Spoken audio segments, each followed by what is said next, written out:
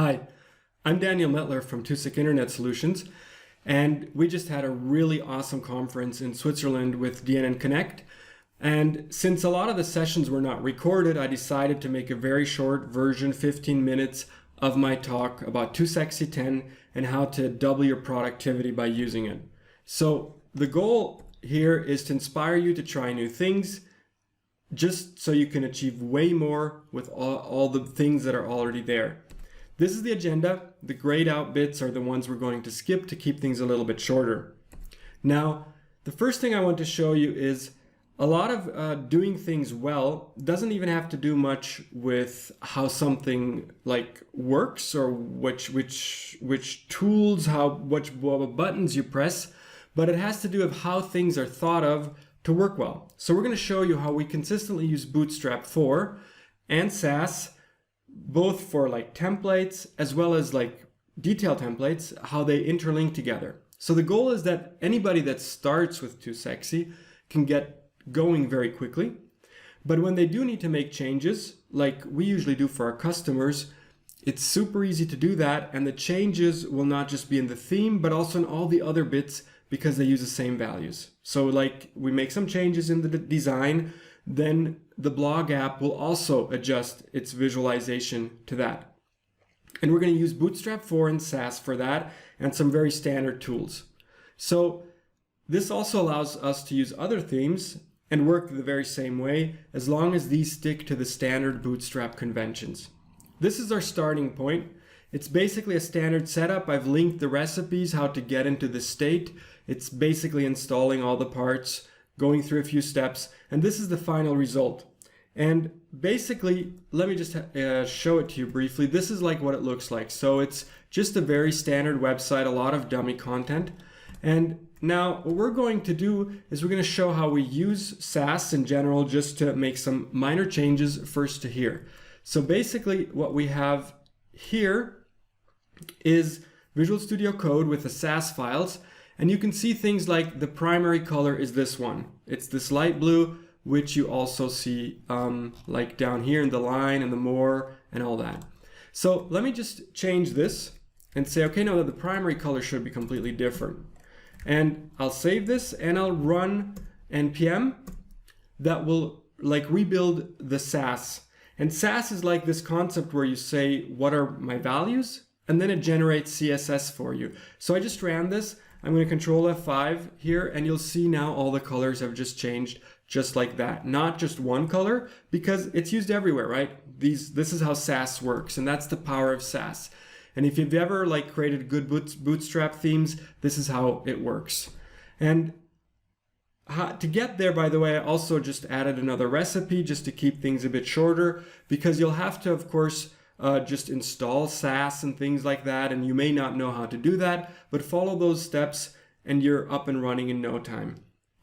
Now, this goes much further though, because now we made some changes, but we've only like changed global rules. But what if our content has its own rules and also needs to use these? So for example, we have a mouse over that is a dark color right now. And in the SASS, I would say that the dark color is now going to be this orange and not this gray. Now, if I rebuild it here, nothing's going to happen. But because the content templates, which is like a separate project, also references these. So let me show you right now. I'm going to refresh now, and this is still dark. But now I have a separate project that specifies how these things should look, because it's not part of the layout, right? This is part of the image list. Now, if I go into this bit here, I've changed it so it also references the variables of the skin. So I'm just going to make a change here. I already have npm running. I'll save. You see something just happened. And if I now refresh, let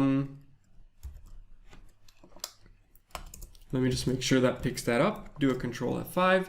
And now we have an orange mouse over. So even though it was a separate project, because we're sticking to Bootstrap4 conventions and to SASS, it can pick it up and it can reuse the variables from other projects to make one awesome consistent look. And we use this method, by the way, in all of our apps. So if you stick to Bootstrap conventions, this is super easy for you to do. Now there's an important thing you need to know. You still need to learn how Bootstrap works. 2Sexy is not going to do that for you. This is just the best practice setup for maximum productivity. We create all our websites like this. And the future outlook, by the way, is right now we're still using NPM and Gulp for a lot of things, but very soon we're going to switch over to Webpack in this summer. Now, based on this example, we just like to clarify again a little bit of how we see the web development ecosystem. We want to use industry standards and not reinvent the wheel. So if there's a cool thing out there like Bootstrap and SASS, we're not going to make our own standard. We try to empower you to do things, and 2Sexy stays out of the way, but just makes sure that in the end, an editor can add content and make changes. So we're not replacing the designer or the developer. Some tools try to do that by giving you very complicated UIs with a lot of clicking. From our experience, it never works because there's always a few features missing, and to work around that is impossible. And that's also the concept that we call don't be daft, which daft for us is like to densely abstract something so it's supposed to become easy. But in the end, there's so many settings, only a pro can use it. So it kind of defeats the purpose, right? And so this is how we see it. And these are how our paradigms work. We believe that you still have to understand how Google optimization works. We believe you still need to know CSS and HTML to make awesome stuff. We just try to give you guidance and best practices to get going very quickly. Now, let's look at one of the new features in 2Sexy 10, which is polymorphism. And we call this open heart surgery because a core problem is you'll have a website up and running, but you need to make changes on a live website.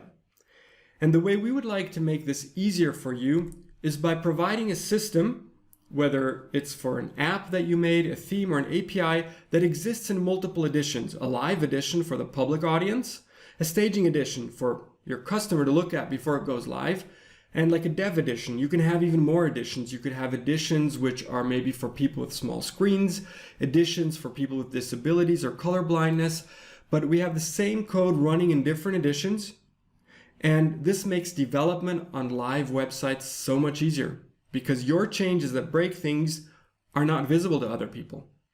So how does this work? Basically, it's ultra trivial.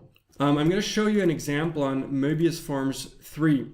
It's the new version we're going to release in a few weeks. But basically, we have a folder live containing all the files, a folder staging containing all the files, and we only work on staging. Live is what people see. And there's a super simple concept here that the entry file just checks if I'm a super user, I'm going to show the staging edition. If I'm a public user, a normal user, I get the live edition. The rules for switching between editions are completely customizable. It's up to you. You could say it's a super user thing, a role thing, a screen size thing, whatever. Then we work on it for a while until we think it's good. We have it tested, and then we run a short script which copies it from one edition to another the way we want to. So we believe this is a very powerful concept, making your life so much easier. So at the moment, Polymorphism has a built-in support to have multiple web APIs. So the same controller can exist multiple times and call different ways. And so you can really test spa apps and things like that. So that was really necessary. Switching which edition to show, that's up to you. You can do it any way you would like to. Just take a look at this, for example, in the Möbius Forms 3.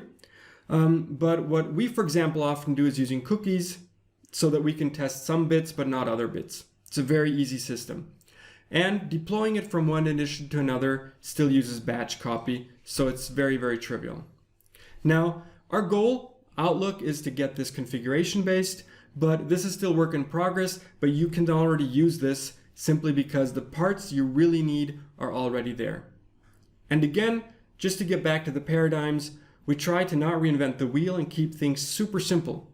You might have expected Polymorph to be this super complicated configurable UI, but that would actually end up us limiting you because you would only be able to do exactly those little things that we thought of, but keeping it so simple lets you do it any way you want to. But of course, you must learn a few things. Once we found out what the full requirements are, because we're using this, then we can make it configuration based. But again, you can start now. So now I'd like to show you a little bit what's up with 2sexy10 on the other end, the UI. So the new UI, if you've already seen it, is now completely Google material designed. It's super fast. It usually loads within less than a second, so that gives it a really fluid experience. We think this is very awesome. And building it all on Angular now gives us the leverage to use web components and things like that so that we know it's going to be future-proof. What we also really love is we now open a lot of the complex dialogues like the WYSIWYG or the GPS picker in an own large dialogue.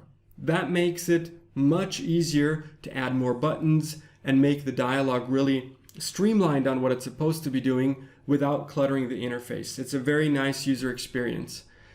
And what I already mentioned very briefly is any custom UI can now be built with web components. So you could build your own field for picking data from your backend using React or Vue and just include it. It just has to be a web component. You can even use really classic JavaScript to build this. And this is going to really help you do customization any way you need to.